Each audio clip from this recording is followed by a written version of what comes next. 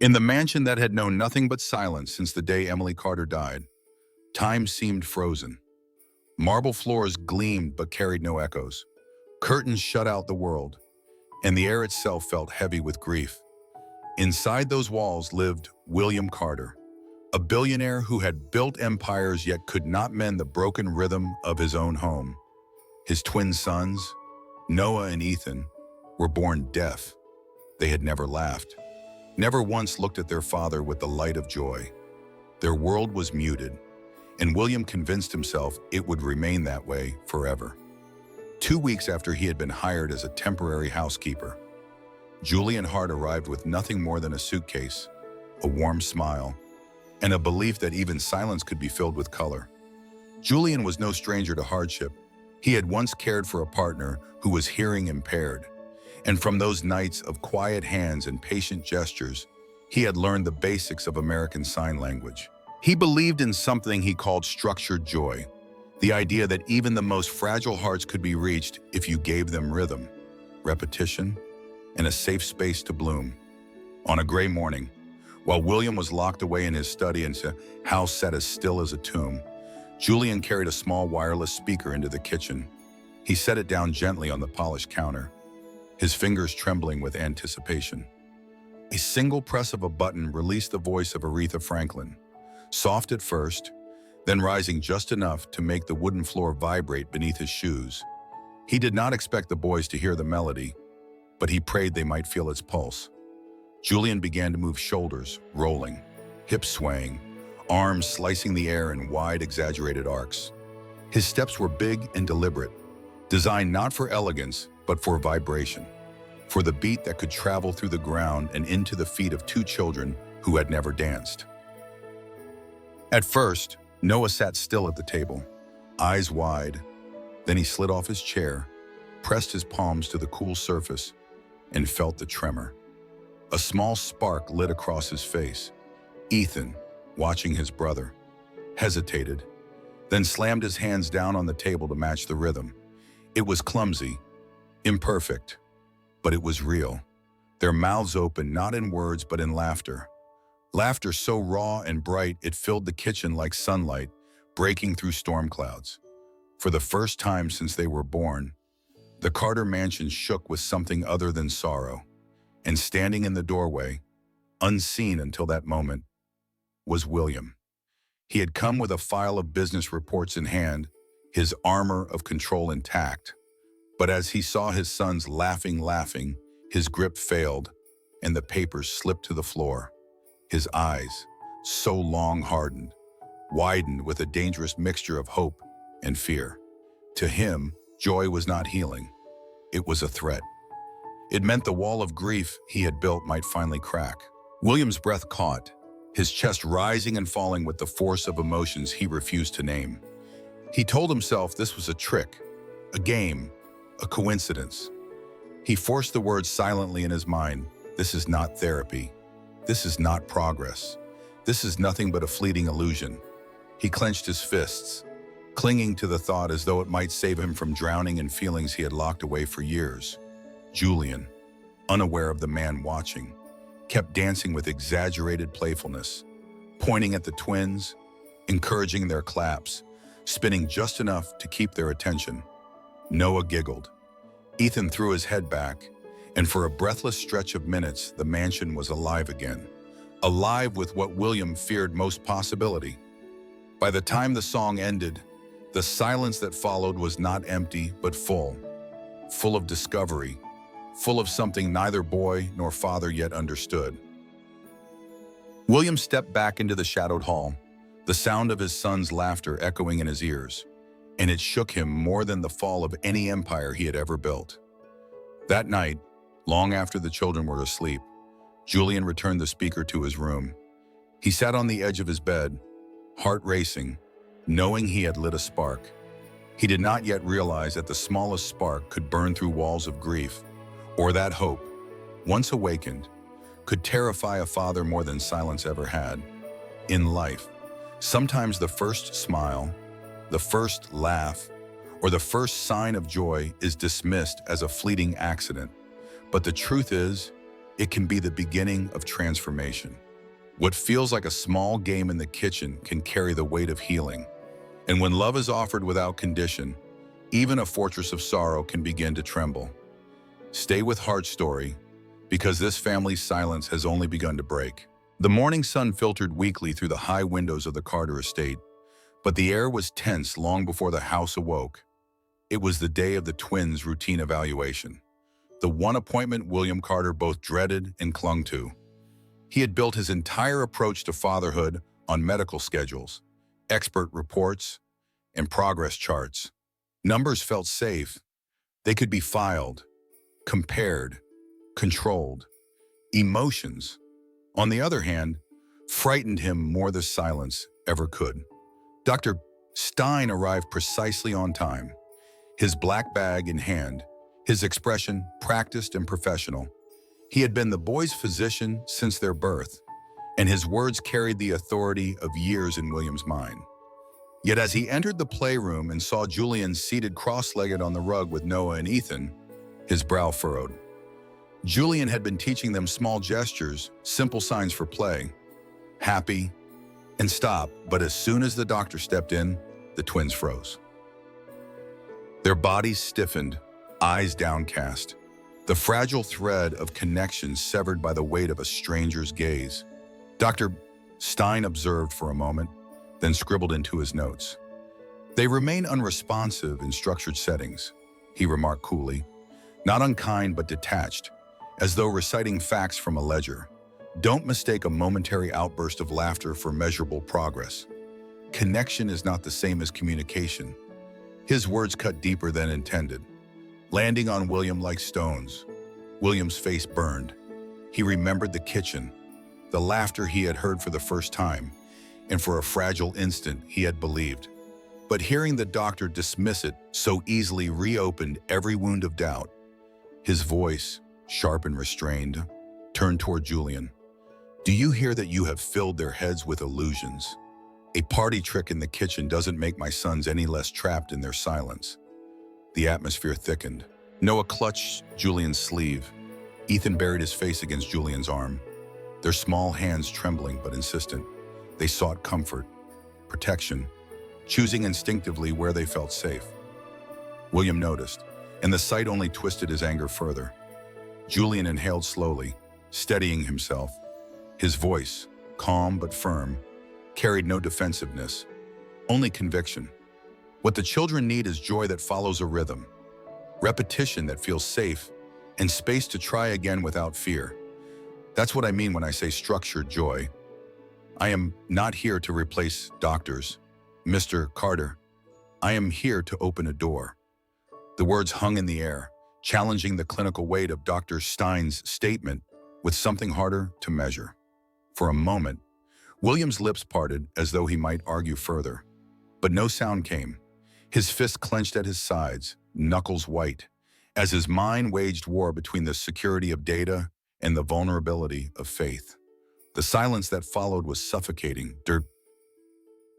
Stein closed his notes and offered only a professional nod. "Continue the standard regimen," he said, his tone indifferent, before excusing himself. His departure left a vacuum in the room, and into that space the children's grip on Julian only tightened. William turned away abruptly, unwilling to meet the sight of his sons clinging to another man. Yet as he walked down the hall, his footsteps echoed hollowly against marble floors, a reminder that every chart, every report, every control plan had done nothing to make them smile. What haunted him more than Julian's confidence was the simple truth visible in his children's eyes: trust cannot be forced. It must be earned. Julian remained seated with the boys pressed against him. He did not smile triumphantly, nor did he gloat. He simply rested a hand on each of their shoulders, letting them know through touch that they were not alone. In his heart, he knew that transformation never announces itself through statistics. It begins in subtle gestures, laughter in a kitchen, a hand clutched in fear, a spark of recognition when someone feels seen. Later that evening, William sat alone in his study, the closed door a fortress against the echo of Julian's words. He tried to lose himself in contracts and balance sheets, but each line blurred into the memory of his son's laughter. He remembered how easily it had been dismissed by the doctor, and he realized he feared something even more than failure. He feared hope. For if hope proved false, the fall would be greater than silence itself. In life, people often chase certainty in numbers, charts, and official statements. But healing, whether of a child or of a broken family, rarely fits into measured boxes. Sometimes progress is not immediate, not linear, not even visible to outsiders. Sometimes progress is found only in the way a child's hand chooses where to cling when the world feels unsafe. And sometimes the bravest act a parent can take is to trust what cannot be quantified, the fragile, immeasurable language of joy. Night had long settled over the Carter estate, but Julian Hart was not asleep. While the housekeeper's quarters were modest compared to the gilded chambers above, Julian had transformed the space into a quiet workshop of hope. At his desk, he spread sheets of paper and carefully sketched the shapes of hands, palms open, fingers bent, motions captured in still images. Each drawing represented a word in American Sign Language: play, happy, love, simple signs, easy enough for children, yet powerful enough to open a door into a world they had been denied. The next morning, he gathered Noah and Ethan in the sunlit corner of the playroom. The curtains were drawn wide for once, letting light spill across the rug. Julian sat cross-legged again, placing the papers where the twins could see them. Slowly, with exaggerated clarity, he demonstrated each sign. His movements were careful, deliberate, repeated again and again. Play, happy, love. His lips shaped the words, but no sound came. For the lesson was not in volume, but in motion. The boys watched, hesitant at first, then lifted their hands to mimic him. Their attempts were clumsy, the lines not quite right, yet intention shone through their effort. Julian's patience never wavered. Each time Noah stumbled, he gently reshaped the boy's fingers. Each time Ethan hesitated, he nodded encouragement, repeating the sign until confidence grew. What began as imitation slowly became initiation, the children starting gestures on their own, their eyes alive with curiosity. The silence of their world was no longer empty, it was being filled with meaning, unseen by them. William stood just outside the door. He had paused, curious, when he noticed the unusual brightness spilling from the room. Now he watched in silence as his sons moved their hands, awkward but determined, guided by a man he had once accused of planting illusions. His chest tightened. A lifetime of wealth had not given him the courage to learn the language of his own children. He had hidden behind schedules and doctors, telling himself that silence was unchangeable, while another man knelt on the floor and gave his sons the tools he had never tried to understand. Jealousy pricked at him, followed by shame. For the first time in years, he felt the sting of inadequacy, not as a businessman, but as a father. He pressed his palm to the doorframe, steadying himself before stepping inside. His presence shifted the air immediately. The twins froze, uncertain, their new hands faltering in mid-motion. William's throat tightened as he saw their fear of losing this fragile lesson. Julian turned his gaze to him, calm but unwavering. He lifted his own hands and shaped one sign slowly. Then he whispered, as though speaking more to William than to the children. Just one word. William's heart pounded. His hands trembled as he tried to recall what he had seen. He lifted them hesitantly, fingers unsure, palms stiff. He faltered, then tried again. This time the sign was clear. Papa. For a moment, time stopped. Then Noah's face split into a smile so wide it seemed to break years of silence. Ethan's small body shook as he rushed forward, arms wrapping around his father's waist. Both boys clung to him, their laughter silent, but their joy louder than any sound he had ever known. William dropped to his knees, arms encircling them, tears pricking at the corners of his eyes. The single word, carried not by voice but by hands, had shattered the wall between them. Julian sat back quietly, his own eyes wet but his face serene. He had not needed to speak. The moment belonged to the family. Yet he knew this was the midpoint of something far larger. A father had stepped, however unsteadily, into the world of his children. Later, when the room had quieted and the twins had settled into play, William lingered. He did not speak to Julian, but his gaze held something new. Not trust, not yet, but a recognition that could not be denied. The fortress of grief had cracked, not by force, but by the gentle insistence of love. In life, we often underestimate the power of learning someone else's language, whether spoken, signed, or felt. To meet another person where they are is to show them that their world matters. For a child, a single word expressed with patience can mean more than 1,000 promises broken by neglect. And for a father, the act of learning, even haltingly, becomes the first true expression of love. The Carter mansion had always displayed Emily's face in photographs high above eye level, almost like a shrine. To William, it was protection, keeping her memory elevated, untouchable, beyond the grasp of small hands that might smudge the glass. To Noah and Ethan, those frames were little more than distant objects, pictures they could not connect to because they were too far removed from their world. Julian noticed this barrier one afternoon. While tidying the living room, he carefully lifted one frame from its lofty perch and set it down lower, within reach of the children. He did not make an announcement or explain himself. He simply placed the image where their eyes could meet hers. When the twins entered the room, Noah stopped first. His gaze fixed on the photograph, Emily's smile frozen in a moment before sorrow claimed the house. His small fingers hovered. Then he raised his hand and tried to copy a gesture he had learned. It was clumsy, hesitant, but unmistakable. Mama, the word, silent but clear, cut through the air. Ethan followed, his own hands forming the same broken sign, eyes shining with recognition they had never expressed before. William had entered the room just as it happened. He had intended to ask about paperwork, to reassert control, but the sight froze him where he stood. His knees gave way beneath him as though his body could no longer carry the weight of years unspoken. He fell forward, hands shaking, tears finally breaking through the fortress he had built.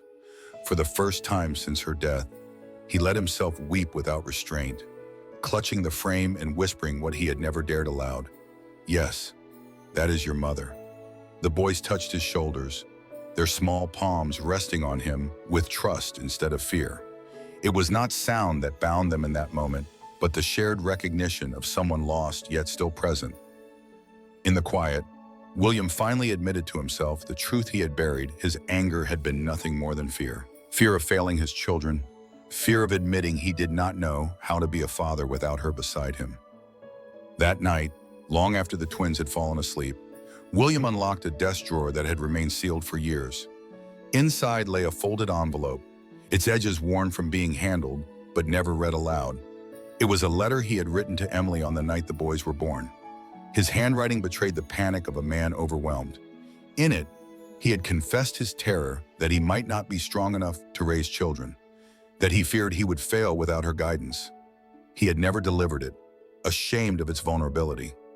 Now, under the dim light of his study, he carried the letter to Julian. His voice was rough, stripped of authority. When he handed it over, Julian unfolded the paper gently, eyes scanning the desperate lines. When he finished, he did not offer pity. Instead, he spoke softly as though addressing both the man before him and the woman no longer there. If Emily could see you today, she would not see failure. She would see a father who stayed, who faced what terrified him, and who learned the language of his sons. William bowed his head, the weight of those words settling into him like a balm. For the first time, he allowed another man to witness his weakness, and instead of judgment, he was met with understanding. In life, grief often teaches us to build walls around our hearts, believing that distance will shield us from pain. But those walls also keep love from entering. Sometimes healing requires lowering the picture frame, bringing memory and vulnerability down to where human hands can touch it. It is in those gestures, kneeling before our children, admitting our fears, allowing another to share the burden, that we discover strength is not in silence, but in surrender to connection. Weeks passed before William Carter received the call from his attorney. The man's voice was calm, measured, but carried a sense of urgency. A review of the family trust was required. It had been 3 years since the last amendment, and one sealed addendum unopened until now demanded attention. Reluctantly, William agreed. The meeting took place in the oak-paneled library. The twins played quietly in the adjoining room while William sat stiff-backed across from his lawyer. Julian, hesitant at first, was invited to remain unan. The attorney placed a sealed envelope on the table. The handwriting on its surface was unmistakable Emily's. William's chest tightened as the wax seal cracked. Inside was not only a legal document, but a handwritten note, certified and attached as a formal supplement to the trust. Emily's words leapt from the page with clarity that seemed to reach across time. If grief consumes me, let Julian Hart guide you back to the children. He is the volunteer from the NICU who showed me 3 signs beside their incubator: pain, love, father. If one day the boys smile because of rhythm beneath their feet, know it is a sign. He is meant to be part of their path. William froze, the paper trembling in his hands. His eyes lifted slowly to Julian, who sat stunned in silence. Lips parted, tears forming. Neither had known the connection stretched back to the very beginning. While William had drowned in fear on the night of their birth, Emily had quietly chosen a lifeline, a stranger who had knelt by the incubators and offered her the first language of comfort. The legal text continued. Emily designated Julian as godparent and standby guardian, not to replace William, but to step in should grief or incapacity consume him. She established a therapy trust, funds earmarked for sign language and music-based treatment, overseen by William, but with Julian named as advisor. Every detail had been prepared with foresight, as if Emily had known exactly what her children would one day need. William's breath caught. He looked at Julian not with suspicion now, but with recognition. This was not chance. His sons had laughed because of the man Emily had already trusted years before. Destiny had not sent Julian to their door. Emily had. The silence stretched before William finally lifted his pen. He signed the amendment, his hand firm, his decision clear. Julian would remain at the children's side, officially empowered to guide their development and communication. Together, they would oversee the new Emily Carter Fund for ASL and music therapy, a living tribute that bound grief to hope. That evening, in the garden where roses climbed the stone walls, Noah raised his small hands and signed, "Come, Papa." William stepped forward, gathering both boys into his arms. Beside him, Julian signed a single word: family. The twins copied it clumsily, laughing as they did, their faces radiant with joy. For the first time, William did not resist. He laughed too, tears running freely, the sound of rebirth echoing into the night. In life, we often believe love is lost with death, that silence is permanent. But sometimes the person we think arrives by chance has been chosen for us long before we understand. Sometimes the key to unlocking the future is hidden in the foresight of those who loved us most. Do you believe a single word signed, not spoken, can change an entire destiny? Type family in the comments if you believe love has a language of its own. And don't forget, subscribe to Heart Stories for more stories that will make you feel, reflect, and believe again.